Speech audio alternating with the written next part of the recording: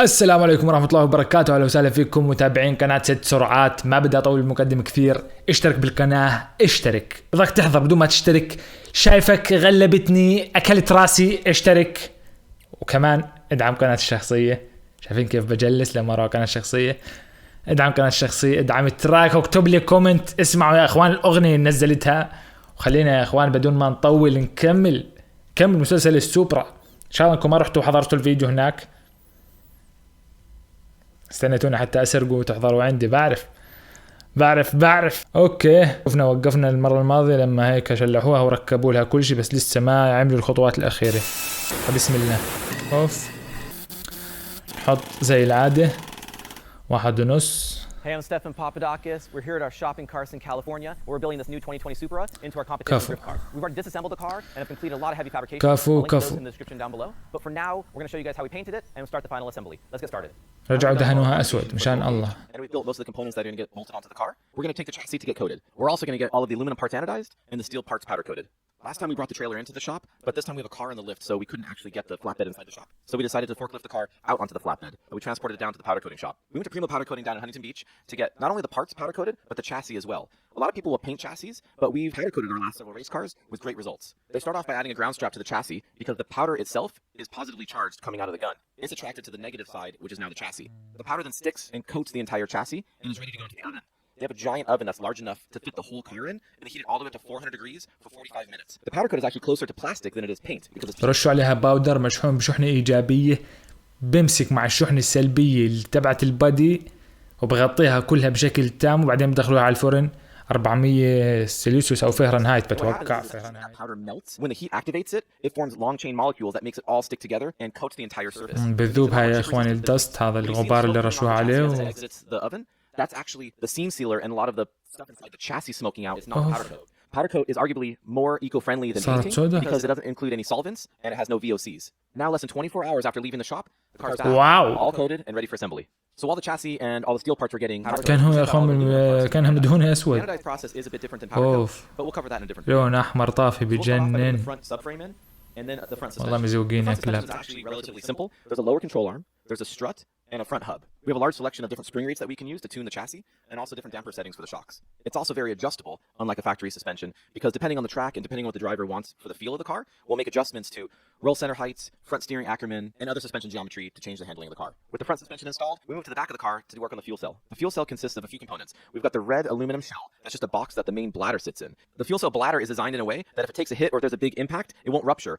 The nitrous bottle is mounted with a quick release, so in the heat of competition, when we need to change the bottle as it gets low. ليش النيتروس يا زلمة وزن كثير وعلى والله على الفاضي. One is if the car gets into an impact, it's more protected. يلا ماشي. Is we want a little bit more weight over the rear tires instead of the front, and that can help with traction. And it separates the intercooler in the front of the car from the radiator. When you stack those two together in the front, it makes it hard for both of them to cool. When we separate them, they can have their own unique airflow and help the cooling of both. Believe it or not, my favorite electric fan to use on these radiators is off of a 90s Lincoln Mark 8. You can get them for really cheap on eBay, and they flow a huge amount of air. So once the components are installed, it's time to plumb the system, get the fluid from one part to the other. And we do that with tailor-made custom XRP hoses. We get lengths of bulk hose and all of the fittings, and then we measure and cut all of the hose to length.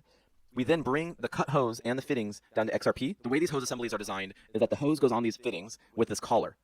The collar is then swedged in a special machine which basically crimps it down. It has been the most reliable. ما بعرف صراحة هذا أنا مستمتع بس ما بعرف إذا أنتم مستمتعين. المشكلة بحبها جدا. That goes through a fuel filter, up to the fuel rail, out of the fuel rail into the fuel regulator, and then all the way back to the fuel cell again through the return line.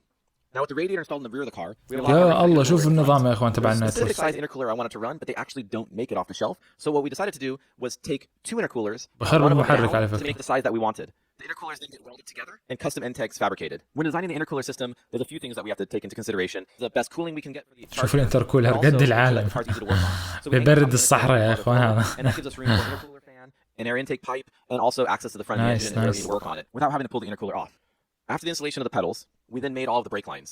The brake lines are made from 3/16 stainless steel tubing. They come in huge 20-foot lengths that we then cut down and bend لا تقول profile هذا that we put in the كاستم. car. Once the line is flared to match the angle of the fitting, then that secures it in place. With the brake lines all done, I moved on to mounting hats for brake rotors. The rotors are mounted to the rotor hats with a special fastening system. After everything is torqued to spec, we apply a thread locker that's a wicking style. It's applied after the bolt has been torqued, and it seeps into all of the threads. Little pro tip here, I like to add a mark on the first bolt that I've torqued to ensure that I've tightened every one. Before installing the rear end, we filled it with Lucas gear oil. We use an 85 140 weight. You fill the rear end like most rear ends, where you install the oil through a fill plug. So when it sits level, the fluid comes up to the bottom of the hole. The drive shaft is what links the transmission to the rear end. It's made out of carbon fiber. It slips into the rear of the transmission and then bolted to the rear end. كرانك شافت جايبينه يا اخوان خصوصا من كربون فايبر معمول. Straight cut gears and is often used in NASCAR. If you're interested in learning more about this transmission, I'll link to a video that I did where I disassemble and discuss how the whole thing works in the description down below. We're using a 4-disc tilt-in clutch to a custom flywheel that we had built specifically for our B58 engine. The seats we're using are a Halo type seat from OMP. It's a racing seat that has these side supports for the driver's helmet that make it safer in an impact. Our new fabricated center console not only houses the keypad, but also the brake bias knob and helps to mount the dashboard. It uses Zeus fasteners to install, which are just quarter-turn fasteners, which makes it easy to remove if necessary. We've trimmed away most of the dash, but we've kept the top skin to keep that Supra style. We round out the interior with our OMP steering wheel, a quick-release hub, and a sweet yellow shift knob from JSP. اوه I want to try something new on this build, which is more 3D. ما احلى هيك طبة الجير هاي الصفراء يا اخوان مع الهاند الاحمر.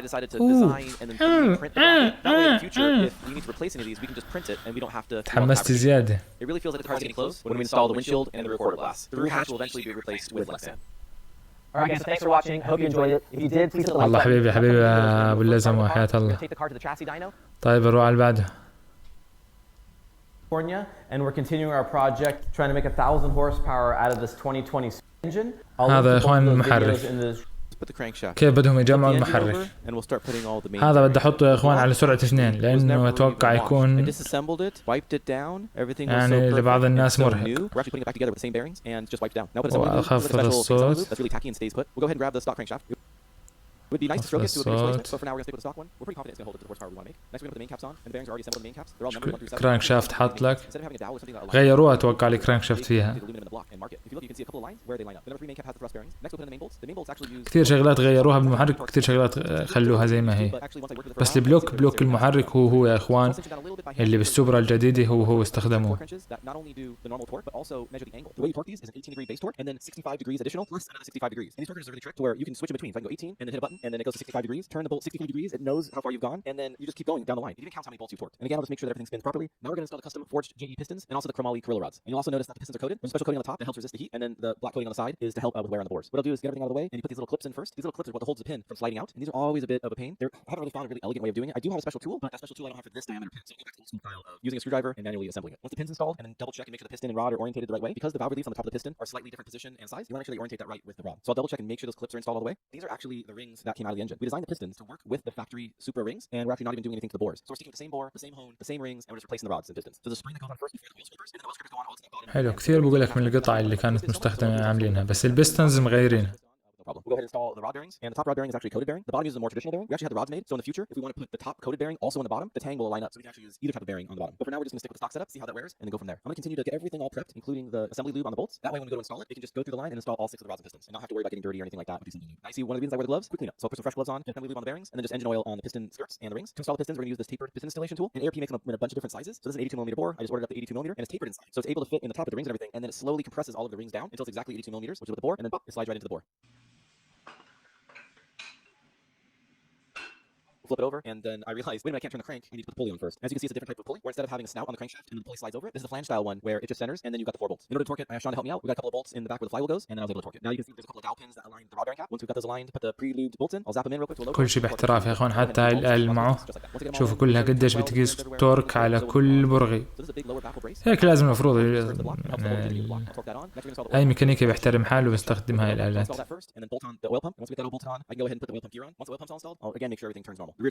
Silicone on it, but before we install it, I gotta put the main timing chain on it and both of the guides. Stock this engine takes torque to yield head bolts, but they're not reusable, and we wanted to torque it a bit higher because of the boost pressures and horsepower we want to make. So we talked to ARP, and ARP actually made us a custom set of studs for this engine, and it's really tricky because the washers have a knurled side, and the knurled side goes down towards the aluminum, and the smooth side is up towards the nut. That way, when you torque it, only the nut is turning on the washer, and the washer doesn't turn on the aluminum side, and it actually gives you a bit more consistent of a torque. This is actually a factory head gasket that's multi-layer steel, and they put the orange sealant on there to help seal up all of the oil and coolant passages. I like to put assembly lube on all the studs before I put the head on, because once the head's on there, it's hard to get to all of those threads because they're kind of deep into the head. The header has had a bunch of work done to it. It's got super tech valves, springs, retainers, keepers, and this should handle the power that we want to make. We've also ported it and done a bunch of work to the flow, and if you're interested in that, check out the previous video to this, and we talk about all of it, and I show you everything on the flow bench. Once it's installed, I'll go ahead and put the washers, put assembly lube on the top of the washer, and then get that nut on there and torque it all down. In order to torque these though, because it's such a high torque, 135 foot-pounds, I'm gonna go get the big half-inch drive bad boy, and we'll torque it with that. But even with the big torque wrench, it's actually still a lot of work because if you think about it, if this thing's ألف حصان أكيد لازم. بقول لك بدها قوة كبيرة علشان تقدر تضغط البراغي للتورك المناسب. And this is like a third camshaft, and that camshaft we'll get to in a minute. And how that works? Well, first we're gonna put all the rocker arms in. The rockers have a little hydraulic lifter which they pivot on, and then the other side is on the valve. The cam sits on top of it. Like most modern engines, this one uses roller rockers. So when the cam pushes down on the rocker, it actually pushes down on that roller, and the friction is much lower than the old style where the cam pushes on a pad and actually slides on it. So we'll start with the exhaust cam. But when I noticed, like, I was like, oh wait a minute. When I put the cam in, I gotta line everything up. Because remember, this is the first time I've actually assembled the engine. The first time I've disassembled one of these engines was in the other video during the teardown, and now this is the first time I'm assembling one of these engines. And I realized, wait a minute, I have to line everything up, but there are no tiny marks on the pulley. After a little bit of research, the way you actually line up for top dead center is you need the flex plate on there. So I wouldn't install the flex plate; it only installs one way, and you need the oil pan to actually line it up. So in order to turn the engine over, I had to pull the rocker arms back off because when I turned the engine over, I didn't want the rocker arms to fall back out. So I installed the pan, and then next we're going to install the oil level sensor. There's actually no dipstick in this engine to check the oil level. It's all electronic with that sensor. So once I got that installed, you can install the special tool, and the special tool goes through the oil pan through a hole and lines up in the slot, and that's top dead center. That's when the piston of number one cylinder is all the way to the top. Need a little brake, so had a little candy bar, and did I lick my fingers? Anyways, so back to the engine, got the rockers back in there, and now we're installing the camshaft. Well, so the camshaft. المحرك قديش فيه يا إخوان قطع جد يعني إيش صار له 100 سنة بتطور لحد ما وصل لليوم اللي إحنا فيه. وجت سيارات الكهرباء زي بس دينامو يا إخوان، الدينامو اللي هو الدينامو بس موصول ببطارية قوية جدا، واختصر كل هالقصة. وحتى في ناس إيش بدي أعلق عليكم لأن ذكرت سيارة كهرباء من فيديو الهامر اللي عملته عن الهامر الكهربائية الجاية بألف حصان كمان، وسيارات كثير تسلا كنت منزل عنه وكذا كثير. أشوف الناس إنه هاي قطعة إلكترونية وعلى السريع راح تخرب، وأعطالهم مش أعطالها للعلم يا إخوان، أعطالهم بالمينيمم سيارة الكهرباء. لا في عندك زيت تغيره، لا في عندك مية تبرد، لا في عندك روديتر، لا في ولا إشي يا إخوان، ولا إشي، بس بطارية ودينامو عجل. انت تخليت عن نص الاشياء او ثلثين الاشياء اللي ممكن تخرب واللي بتوجع راس كل واحد بيقتني سيارة. فارجوكم فكوكم من هاي النظرة للسيارات الكهربائية انه بيخرب فيها اشياء. يعني شوفوا المحرك وتخيلي قديش شغلة ممكن بها المحرك تخرب. اما لما تكون بطارية ودينامو شو اللي ممكن يخرب؟ يعني بتبدل البطارية راس مالها وانتهى الموضوع. معلش محرك يلف. And we actually found this thing called Serracoat, C-E-R-A. It's like powder coating, but they can do it on the plastic. So it's pretty amazing. And they had a red I really liked too. Once the valve covers all installed, I can install it both the exhaust. So thanks to those guys. So the way the wastegates work, the exhaust gases go through the header tubes and then turn the turbine wheel, which turns the turbocharger. اوه صار محلاه. Actually divert some of that exhaust gas. وانا احط السرعة عادية. The way that works is there's a valve inside the wastegate, and when we hit a certain amount of boost, the valve will open and divert gases. Instead of going through the turbocharger, it'll go through the wastegate and then not turn the turbocharger any faster. And that's it. We're all assembled. I really like how it turned out. Not only the way واو amazing. ولا لا شوف التيربو. تيربو بحجم مرتب. Alright, thanks for watching. I hope you enjoyed it. If you did, please. مع هذول الثنتين يا اخوان بصراحة زبطن الوضع هيك زي هيك رشة الملح النهائية تبعت صلت به.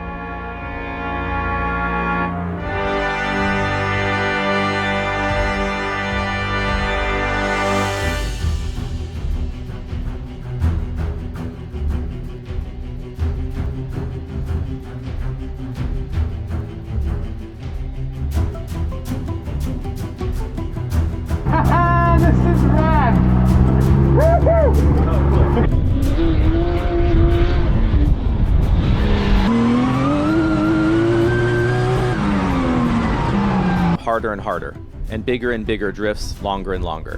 What he's going to test here is how the car feels at big angle.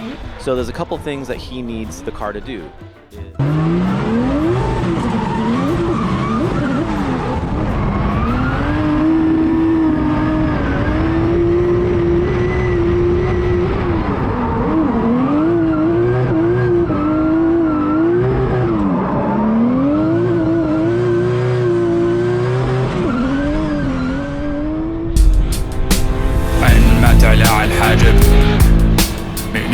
تعلمني الواجب من انت تفهمني حالي طير انت لحال احلالي حالي ومع هالكاس ما هو من الوسواس حالي وبين الناس صافي ونادر مثل الماس حالي ببالي هيك احلالي بس تطلع من راس هيك الكون كله هموم كله ناس بدون لون اشتاق مشيك والهم.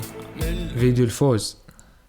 Hi, I'm Stefan Papadakis with Papadakis Racing. We're here at our shop باباداكس in ريسينج. California. خلينا نشوف شو راح We just got يعمل. back from our first drift event of the year in St. Louis. We drifted our 2020 GR Supra that we profiled the build of the entire engine and the whole chassis on our channel. I'll link to those videos in the description down below if you want to check them out. But for now, I want to show you guys how the whole weekend went down from practice all the way to the main event.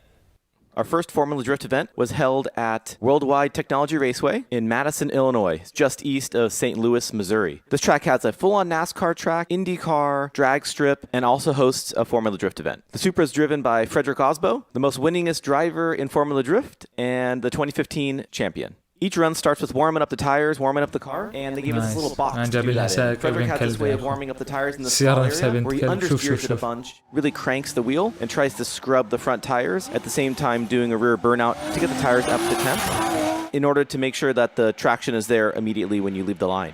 The way the schedule went was on Thursday we had practice all day.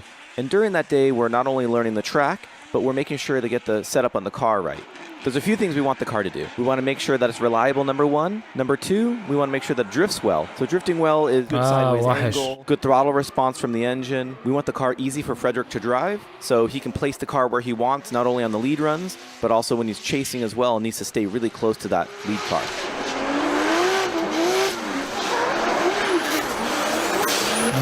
There's a drivers meeting each day where they discuss where they want the drivers to be on the track. Competition is set up as an eliminations bracket with the winner of each round advancing forward until you're left with just 2 drivers in the final. So we'll go through several runs of practice. After each session on the track, we'll bring the car back into the pits. We can plug in our laptop and get all of the data from the engine and even some of the suspension. Reviewing that data, we can look at the boost levels, the air-fuel mixture, any kind of knock, and all these different parameters in the engine and make sure that the tune-up on the engine is good, and then also talk to Frederick, the driver, to make sure that it's responding the way that he wants, and then we can make adjustments in between those rounds.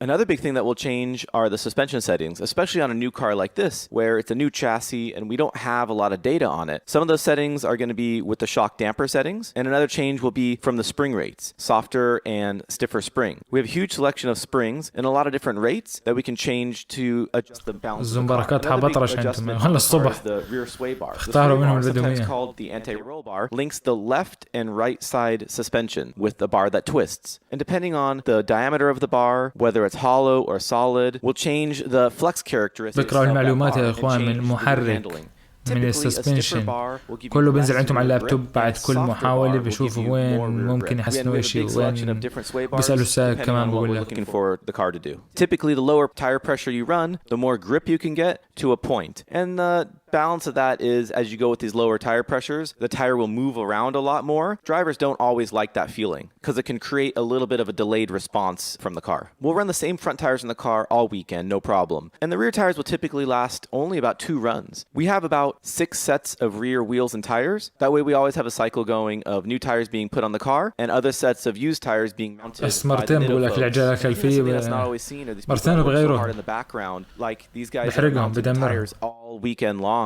How much they are really critical to the performance of the cars. Here you can see Mario blowing out a bunch of the burned off tire from the back of the car as we clean it at the end of the day. And as the tires wear down, they become about 4 pounds lighter each as the rubber gets worn. I love this clip because you can really see dynamically what's happening with the car around the track.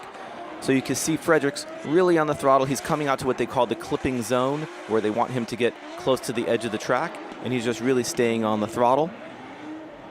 As he exits the turn, he's setting up for what we call a transition. So right now he was turning right and he's going to start turning to the left. You can see him pull the handbrake a couple of times to slow the rear wheel speed down so it can have some traction and not over-rotate, and then back on the throttle again as he goes through the turn.